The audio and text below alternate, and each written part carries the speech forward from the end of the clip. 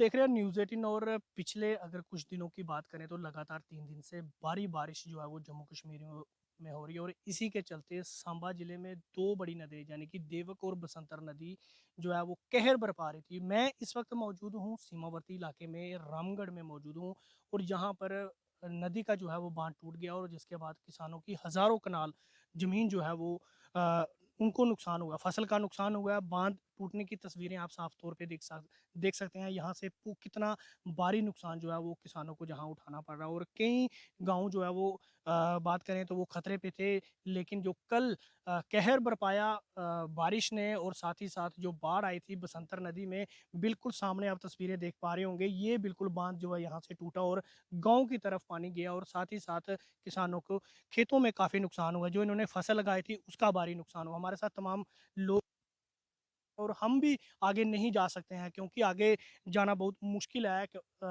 अभी भी पानी जो है इस एरिया से निकल रहा है बाढ़ के जो पानी है वो निकल रहा है हमारे साथ लोग मौजूद हैं इलाके के इनसे हम बात करते हैं पूर्व सरपंच प्रेमपाल चौधरी जी हैं इनसे बात करें किस तरह कल कितना भारी नुकसान इलाके को हुआ है बांध टूटने से। बहुत ही भारी नुकसान है इसका तो हिसा आंकड़ा लगाना भी बहुत मुश्किल है।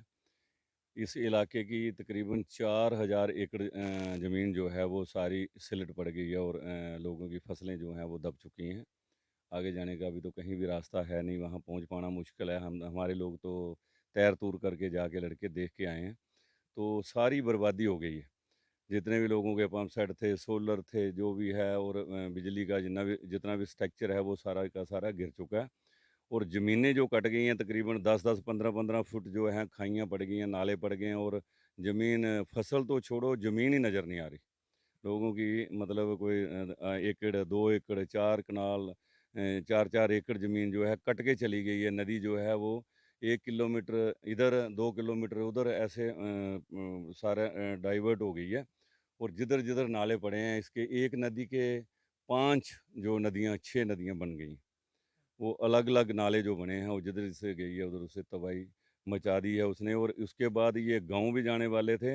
इतना शुक्र है ऊपर वाले का कि बीच में एक नहर थी, नहर की रुकावट की वजह से डीसीबी जो थी वो आर्मी की वो टूटी और उसमें नाले में पानी पड़ गया और उस नाले की वजह से पानी जो है आगे कमोर कैंप और नंगा की तरफ निकल गया और नंगा की तरफ जो है वो काफ़ी पानी गाँव को घेरा हुआ आगे पीछे से मगर ये है कि जानी नुकसान अभी तक कोई नहीं हुआ है। कल कल किस तरह के हालात थे पानी पानी हो गया था पूरे कल इलाके में तो फसलों। बहुत ही खतरनाक हालात है। हमारे लोग मकानों के ऊपर ही चढ़ के देख रहे थे। अपने गाँव से लेके बैंडगलाट तक एक ही नज़र आता था पूरा पूरा संपर्क टूट गया था। और बिल्कुल, बिल्कुल कोई ना तो पीछे जा सकता था, ना कोई आगे जा सकता था। गाँव गाँव के अंदर भी पानी घुसा हुआ था मगर लोग मकानों के ऊपर चढ़े देख रहे थे। कितने कितने साल के बाद फिर इस तरह का मंजर जो देखना पड़ा ये आपको? मंज़र जो है मतलब पहले 11 में मगर कम था मगर 13, 14 और 15 3 साल रेगुलर ऐसा ही मंज़र हमने देखा था। उसके बाद 15 के बाद अभी देखा। मगर दुःख की बात ये है कि वो जो 13, 14 और 15 में हुआ था, उसके बाद हमारे जिधर-जिधर भी डैमेज हुए थे बाँध, एक जगह तो कोई 600 मीटर बाँध जो है बना दिया गया था। उसके बाद बाकी जितने भी कट थे, वो आए रिपेयर किए नहीं। फ्लड कंट्रोल के पास, डीसी के पास, हर एडमिनिस्ट्रेटर के पास हमने अप्रोच लड़ाई, बहुत दौड़ते रहे हैं मगर किसी ने भी हमारी सुनी नहीं। जब भी गए तो बोलते फंड्स नहीं है, पैसे नहीं है। अभी भी इस बाढ़ से 3 दिन पहले हम 40 लोग डीसी मैडम के पास गए थे। उन्होंने बोला कि मैं कुछ नहीं कर सकती, मेरे पास कोई फंड्स नहीं है। तो ये जो बाढ़ आई है, जो बाँध टूटा है, क्या सड़कें भी खराब हो गई है इलाके की? बिल्कुल, रोडें कट चुकी हैं सारी की सारी, कोई रास्ता नहीं है। अभी मैं दिखाता हूँ आपको हमारी गाड़ियाँ जो हैं बीच में फँसी हुई हैं। ना आगे जाने के लिए रास्ता, ना पीछे जाने के लिए। मेरा बेटा ही थार लेके आ रहा था वो बीच में ही फँस गया और गाड़ी वहाँ वहीं पे छोड़ कर के तैर करके बाहर निकले हैं और गाड़ी उधर ही फँसी हुई है। अभी तक भी वो जब तक रास्ता तकरीबन 20-20 फुट नाले पड़े हुए हैं दोनों तरफ, किसी तरफ गाड़ी नहीं निकल सकती हैं। क्या लगता है अभी कितनी देर तक किसान अपनी खेती में नहीं पहुँच पाएँगे? नहीं, ये तो सरकार के ऊपर ही है। मुझे लगता है कि ये वाली फ़सल जो है ये तब तक तो मुश्किल ही है। जैसे पीछे से चल रहा है, आज तक किसी ने नहीं सुनी है तो आगे पता नहीं अभी सरकार क्या करती है। अगर सरकार के ऊपर ही है कि अगर ये रोडें रिपेयर होंगी तो लोग खेतों में पहुँच पाएँगे, नहीं तो लोग फसल जो बचेगी भी फसल वो भी नहीं निकाल पाएँगे क्योंकि रास्ता रहे नहीं 20-20 गहरे नाले पड़ गए हैं और एक नहीं है 10-10 नाले हैं।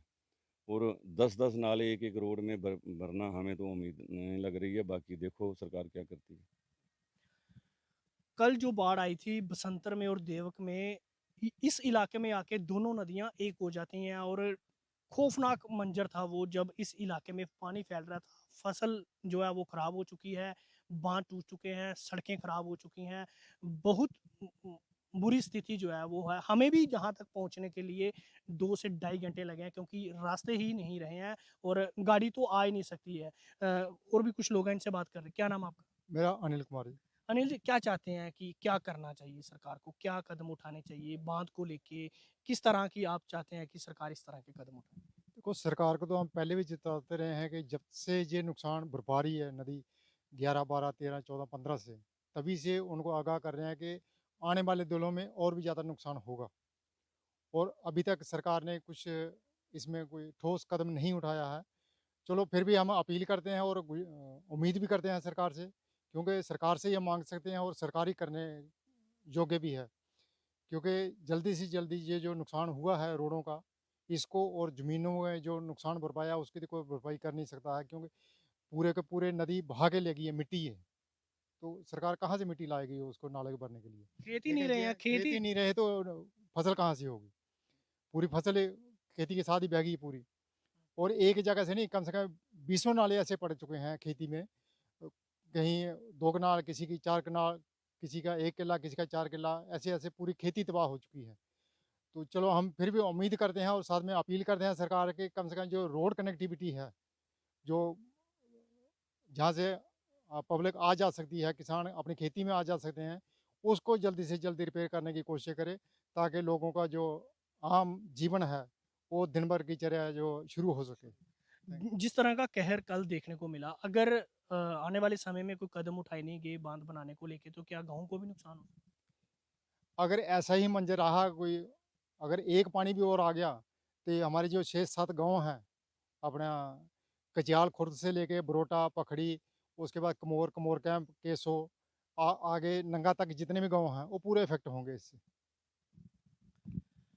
कल जिस तरह से पूरे इलाके में पानी फैला हुआ था, यानी बाढ़ आई थी जो बसंतर और देवक नदी में, तो इस इलाके में कोई भी खेत जो है वो नज़र नहीं आ रहा था, हर जगह पानी दिख रहा था। बिल्कुल कनेक्टिविटी टूट चुकी थी और ख़ासकर मैं जिस इलाके में मौजूद हूँ, ये रामगढ़ का इलाका है, बॉर्डर का इलाका है। ज़्यादातर लोग किसानी से जुड़े हुए हैं। इस बसंतर नदी से जो पानी निकल कर आया, वो बाँध टूटा और टूटने के बाद गाँव की तरफ पानी जो है वो चला गया। ज़मीन खराब हो गई, फसल खराब हो गई, लोगों को खुद का डर था कि कहीं गाँव में अगर पानी घुसा तो और ज़्यादा नुकसान हो सकता। हालाँकि कोई जानी नुकसान की कोई खबर नहीं है। लेकिन जिस तरह से कहर बरपाया बारिश ने और नदियों में आए बाढ़ ने, लोग जो है वो डर गए थे और इस तरह के हालात हो गए हैं और अब मांग ये की जा रही है कि इस नदी पर पक्का बांध बनाया जाए, ताकि बॉर्डर के इलाकों को सेफ जो है वो किया जा सके। न्यूज़ 18 जम्मू कश्मीर के लिए सांबा से मैं श्याम सुंदर।